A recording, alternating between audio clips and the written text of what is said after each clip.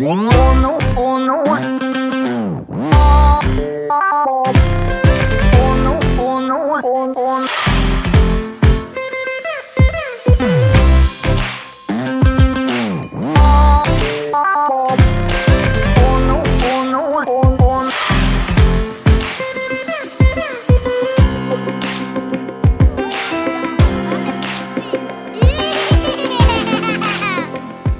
Dunia dalam genggaman. Begitulah fenomena yang terjadi di era digital sekarang. Kemudahan akses berinteraksi dan menikmati hiburan membuat generasi masa kini sudah umum dilakukan melalui satu gawai saja di tangan. Seolah tak kenal tempat. Di rumah ataupun di sudut-sudut kota, generasi kekinian sibuk menatap layar ponsel. Permainan video dan tontonan hiburan menjelma menjadi sahabat akrab mereka setiap saat. Seorang psikolog anak melihat kemajuan teknologi bak dua sisi mata uang. Video game dinilai punya manfaat untuk perkembangan kognitif serta kemampuan mengingat, namun bermain video game juga berdampak pada turunnya kemampuan fisik motorik serta fungsi anak di tengah lingkungan. Permainan tradisional yang tidak melibatkan gawai menuntut anak bergerak sehingga melatih kemampuan fisik motorik mereka. Di jangka panjang, anak-anak akan tumbuh menjadi pribadi yang lebih tangkas. Tak hanya itu, permainan yang membutuhkan kehadiran langsung akan berdampak terhadap perkembangan sosial emosi anak. Pada saat kita bicara mengenai permainan yang non-elektronik, kita jadinya tahu tadi bagaimana merespon kalau misalnya teman kalah, atau merespon kalau misalnya sama-sama kita merayakan, kita menang gitu ya. Nah, ini jadinya mereka bisa mengekspresikannya, melatihnya, dan bisa menyesuaikan gitu ya. Kalau misalnya konteksnya seperti ini, saya harus meresponnya seperti apa, dan itu yang paling penting nanti untuk kebutuhan di jangka panjang ya, di masa depan. Bagaimana anak bisa berperilaku sesuai dengan apa yang menjadi tuntutan atau yang diharapkan oleh lingkungannya.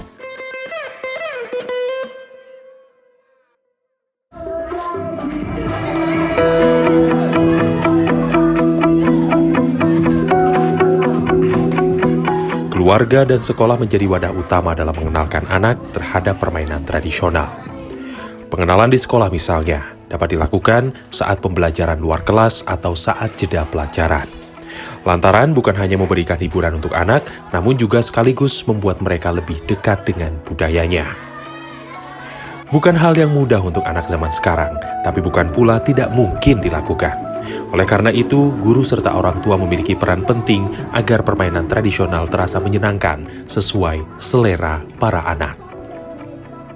Entah itu isi bermainnya jadinya banyak penuh ketawa, atau misalnya habis bermain kita bisa makan apa yang kemudian di pairing dengan cara yang ini bermain yang non gadget itu bisa sangat menyenangkan gitu, dibandingkan kalau gadget mungkin rewardnya dapat poin, dapat bintang gitu ya. Tapi kalau yang ini rewardnya bisa langsung mungkin dinikmati, bukan dinikmati sendiri tapi bareng-bareng.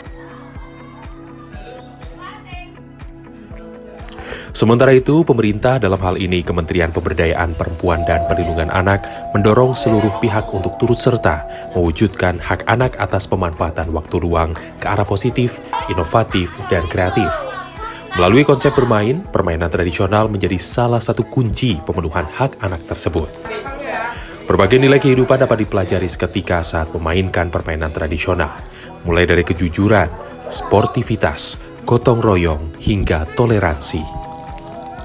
Kementerian Pemberdayaan Perempuan dan Perlindungan Anak menjelaskan permainan tradisional dapat membentuk karakter anak. Tak hanya itu, keseimbangan aspek psikologis dan mental juga akan didapat dari permainan tradisional. Akhirnya nanti akan membuat anak tumbuh menjadi pribadi yang tangguh dan bahagia. Ini tentu akan menguntungkan para anak di tengah ketatnya kompetisi ketika Indonesia mengalami bonus demografi nanti.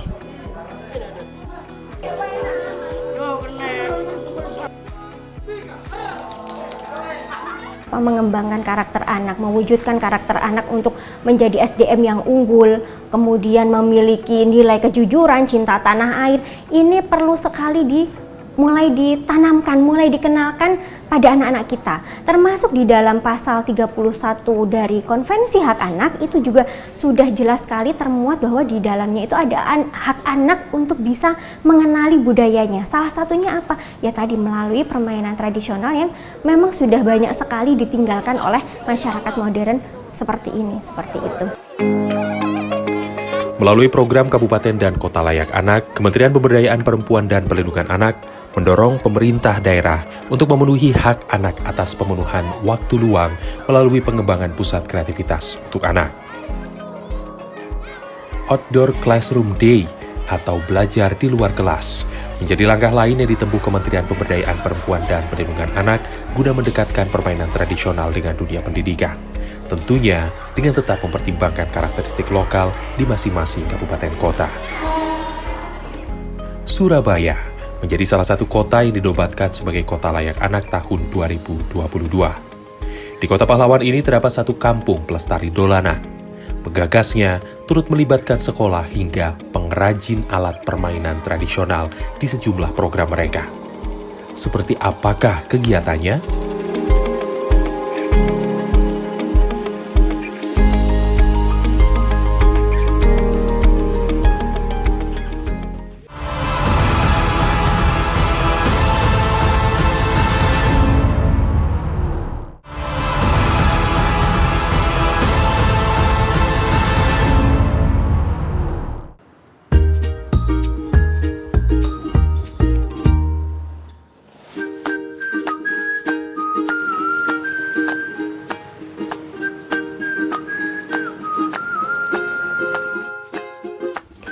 Sebuah permukiman di daerah Simokerto, Surabaya, Jawa Timur dikenal sebagai wilayah pelestari permainan tradisional. Masyarakat sekitar kerap menyebutnya dengan Kampung Dolanan. Kampung ini lahir dari keresahan seorang anak muda akan karakter dan etika generasi masa kini. Perkenalkan, inilah Mustafa Sam. Dia adalah sosok yang menggagas Kampung Dolanan pada tahun 2016. Permainan tradisional adalah aktivitas yang memiliki beragam nilai dan filosofi kehidupan. Kegiatan ini dipercaya membentuk pemuda yang beretika dan berkarakter positif.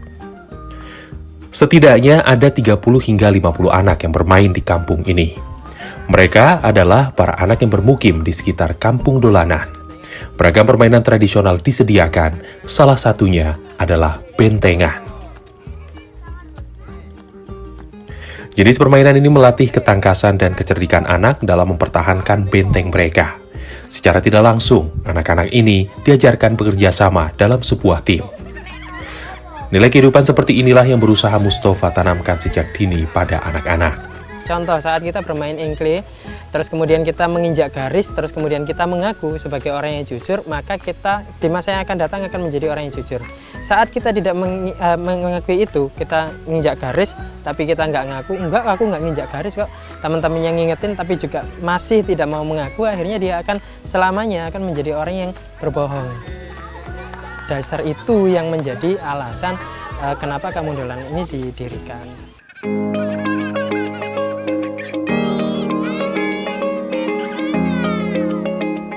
Ada 2 poin penting yang menjadi arahan program Kampung Dolanan, pendidikan dan kebudayaan.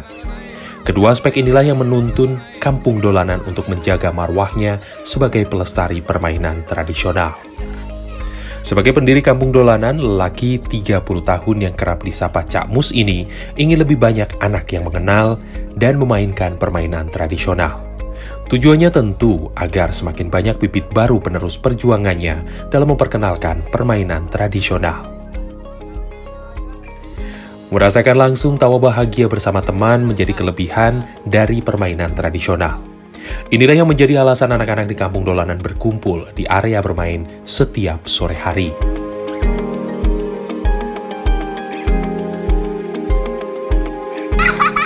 Saya paling suka main bakia karena melatih kekompakan dan bermain bersama teman-teman. Saya kalau main game di rumah itu sendirian. Kalau main bersama teman-teman seru, bisa berkumpul bersama-sama.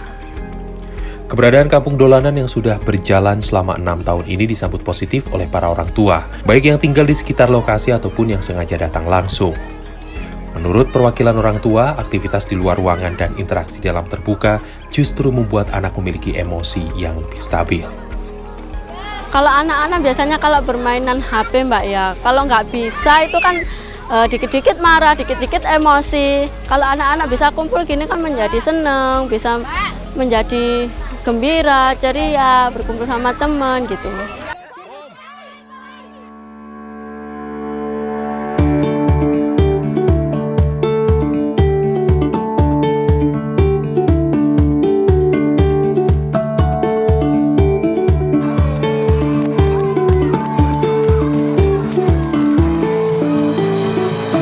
Di beberapa wilayah masih banyak anak muda yang bahkan tidak mengenal permainan tradisional.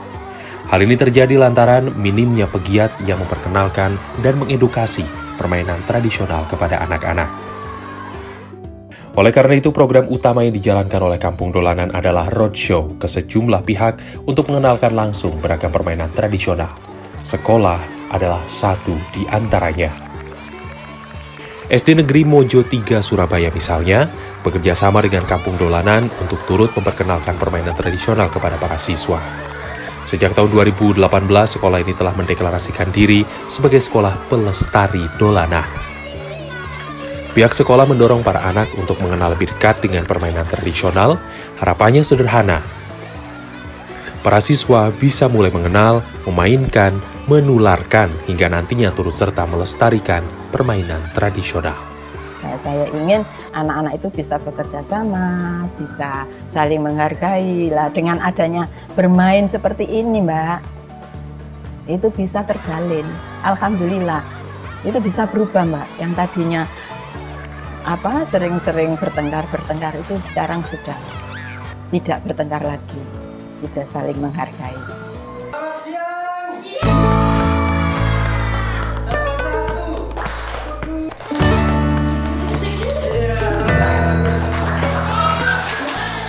Sebagai sekolah pelestari dolanan, setiap Rabu, SD Negeri Mojo 3 menggelar Rabu Ceria.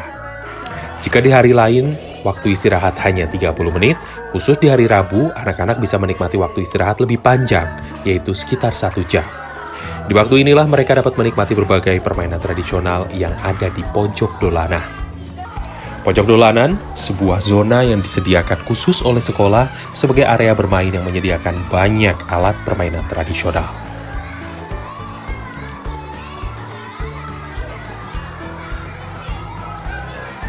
Kalau permainan tradisional kan bisa di luar bareng teman-teman, bisa berinteraksi. Kalau nggak bisa juga salah satu permainan gitu tanya sama temennya, gimana caranya gitu. Jadi nggak cuma monoton HP gitu. Biasanya di depan kelas gitu ada tempat duduknya, aku main dakon sama temenku gitu.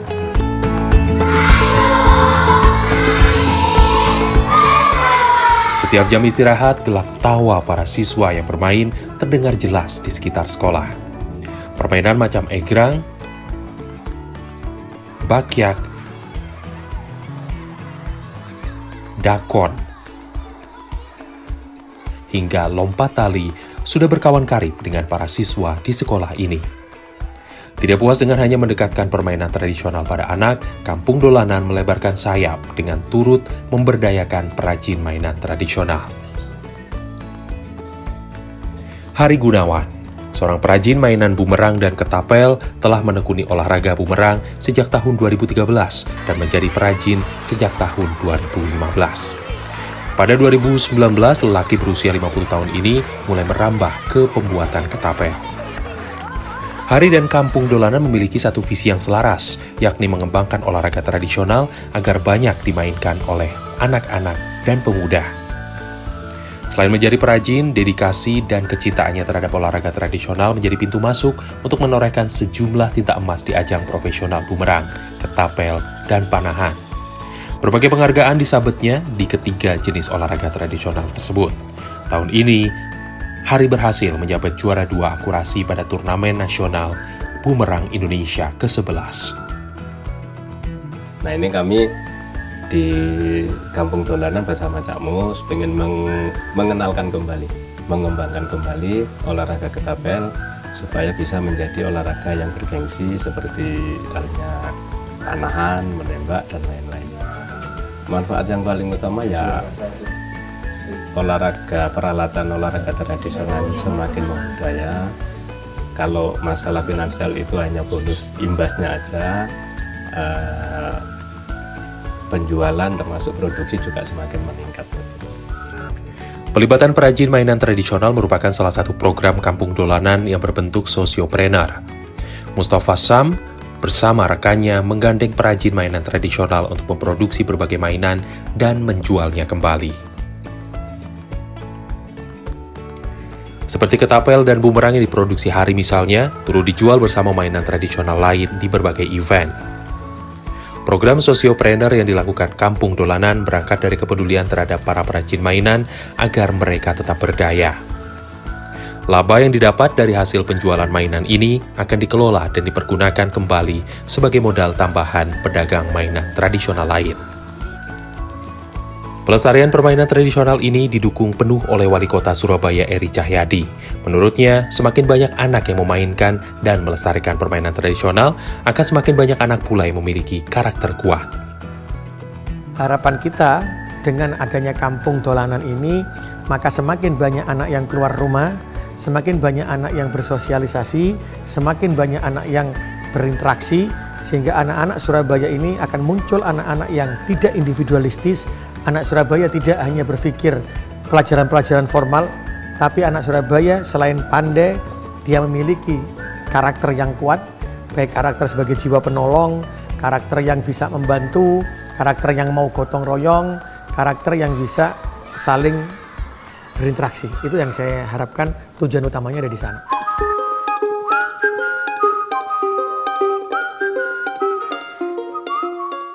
Bergeser dari Surabaya, sang tetangga, Sidoarjo, juga memiliki kampung yang didedikasikan khusus untuk pelestarian permainan tradisional.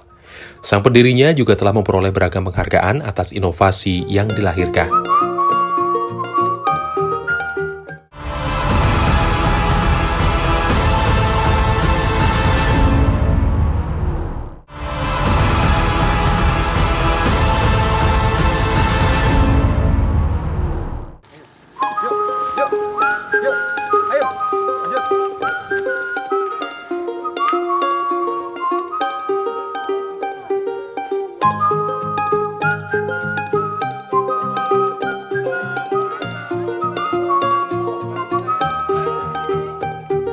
Inilah yang sejatinya harus banyak anak kecil zaman sekarang lakukan.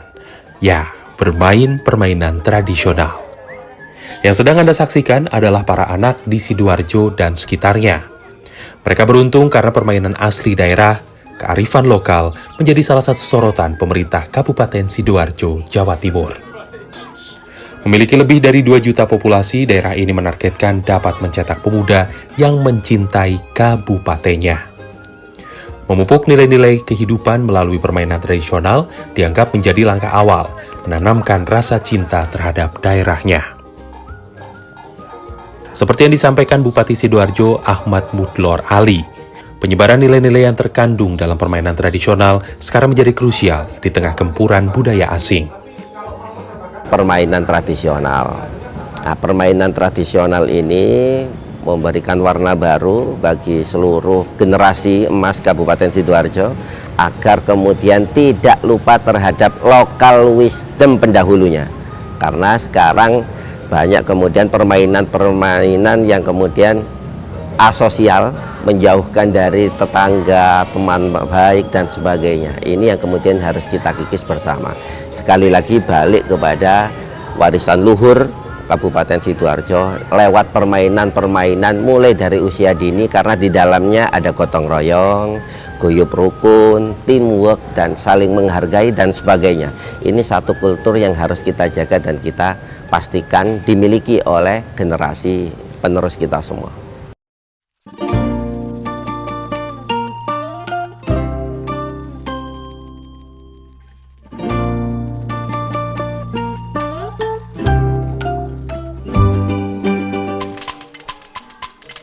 Di Dusun Bendet, Desa Pagerngumbuh, Kabupaten Sidoarjo, Jawa Timur, terdapat sebuah kampung yang mendedikasikan dirinya sebagai tempat pelestari permainan tradisional. Inilah Kampung Lali Gadget. Lali adalah bahasa Jawa dari lupa. Dari ini saja sudah ketahuan bukan maksud dari keberadaan kampung ini untuk apa? Ya, mengajak anak-anak untuk sejenak melupakan gawai atau gadgetnya dengan bermain langsung. Sebelum memasuki area bermain, seluruh anak diwajibkan mengumpulkan gawai mereka. Meninggalkan gawai, membawa mereka pada interaksi secara langsung, serta membuatnya fokus hanya pada permainan dan rekan bermain. Frasa gawai menjauhkan yang dekat tidak lagi berlaku di tempat ini. Kampung Lali Gadget didirikan pada tahun 2018 oleh pemuda berusia 29 tahun bernama Ahmad Irfandi.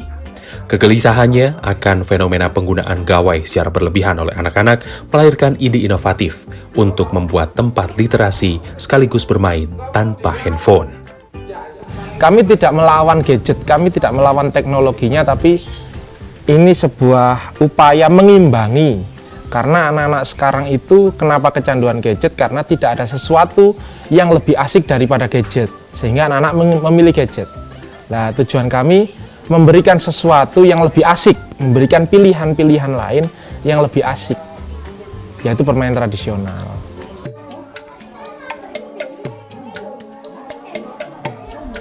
Berkat inovasinya melahirkan Kampung Lali Gadget, Ahmad Irfandi dianugerahkan beragam piagam penghargaan, utamanya di bidang pendidikan.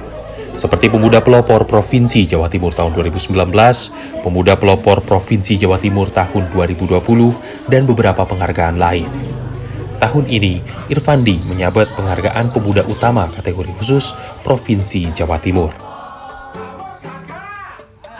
Melestarikan permainan tradisional merupakan cara Irfandi berkontribusi terhadap tanah air sekaligus sumbangsihnya untuk kampung halaman tercinta. Permainan yang disediakan di Kampung Lali Gadget cukup variatif. Anak-anak dapat memainkan mainan tanpa alat seperti permainan jamuran dan jublak-jublak suweng. Permainan ini menguji konsentrasi serta ketangkasan mereka dalam beraksi. Kampung ini juga menggandeng sekolah untuk memperkenalkan permainan tradisional kepada para siswa. Beberapa sekolah setempat secara bergantian datang ke Kampung Lali Gadget untuk membiasakan anak-anak bermain dengan rekan sebaya selama beberapa jam tanpa gawai. Seperti halnya yang dilakukan para siswa kali ini. Sebanyak lebih dari 20 siswa dari 2 SMP berbeda di Wonoayu dan Gedangan untuk pertama kalinya datang ke Kampung Lali Gadget. Pengalaman saya untuk pertama kali ini saya sendiri merasa senang dan seru sekali karena kita bisa belajar tentang permainan zaman dahulu, literasi dan lagu-lagu, dan kita juga bisa melepas gadget kita dan mendapatkan ilmu terbaru selain gadget. Dan saya sendiri juga tadi merasa seru dikarenakan ada teman-teman baru kita dari SMP N1 Wonoayu. Itu sangat seru sekali menurut saya. Kalau menurut saya pribadi pasti mau datang lagi karena seru sekali ya, membuat pengalaman baru buat saya. Apalagi di kalangan anak muda sekarang kan lebih suka bermain gadget. Nah, saya lebih suka bermain seperti inilah biar bisa mengenal permainan ala tradisional Indonesia yang pastinya, terus bisa lebih dekat dengan teman-teman gitu.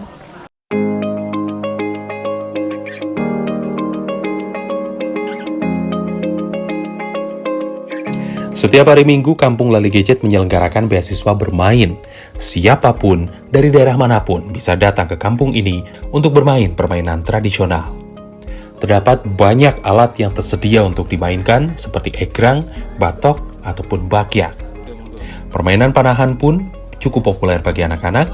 Di sini mereka belajar untuk melatih fokus dan kedisiplinan, serta tentunya mempertajam kemampuan sosial. Permainan yang disediakan terus berkembang, setiap minggunya tim yang diusung akan berbeda, yang pasti akan melibatkan unsur alam di dalamnya.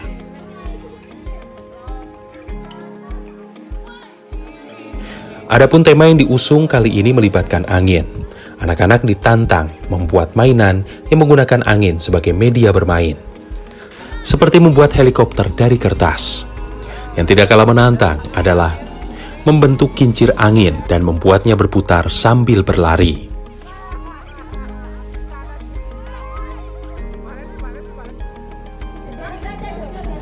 Jika bicara soal mainan yang membutuhkan angin, tentu mainan tradisional yang tidak dapat dilewatkan adalah layangan. Di Kampung Lali Gadget, anak-anak diajarkan membuat layang-layang sendiri dan membentuk motifnya sesuai kreasi mereka masing-masing. Sehingga tidak sekedar tahu cara memainkannya, namun mereka diajarkan berkreasi sekaligus menyalurkan bakat melukis. Banyak orang tua memilih Kampung Lali Gadget untuk mengisi akhir pekan anaknya. Alasannya sederhana, agar anak-anak bisa menikmati indahnya bermain secara langsung. Beberapa di antaranya bahkan ada yang mengikuti kegiatan di Kampung Lali Gadget secara rutin. Kebetulan hari ini hari Minggu ya, hari mereka libur sekolah. Biasanya kalau nggak ada kegiatan kayak gini tuh mereka full seharian main gadget ya. Yang kakaknya komputer, yang adiknya main tablet gitu, nggak ada jeda sama sekali. Bener-bener istirahatnya cuma makan, waktu makan mandi kayak gitu. Jadi kegiatan kayak gini bener-bener bermanfaat sekali buat anak-anak zaman sekarang yang kecanduan gadget ya. Kesini gitu ya, anak-anak itu bisa bermain, bisa bergerak, bisa bersosialisasi, bisa mengasah kreativitasnya begitu. Jadi saya ingin anak saya juga bisa ikut begitu gitu, bisa bermain, bergembira gitu di sini. Kampung Lali Gadget dan Kampung Dolanan merupakan wujud nyata upaya menyelamatkan para penerus bangsa agar tak lulu menatap layar gawai yang jika terlalu sering dilakukan justru membahayakan kesehatan. Lebih dari itu, kampung kreasi ini juga salah satu cara melestarikan permainan tradisional peninggalan para leluhur. Inilah bentuk kekayaan tak benda yang Indonesia miliki, yang tentu kita jugalah yang harus menjaganya.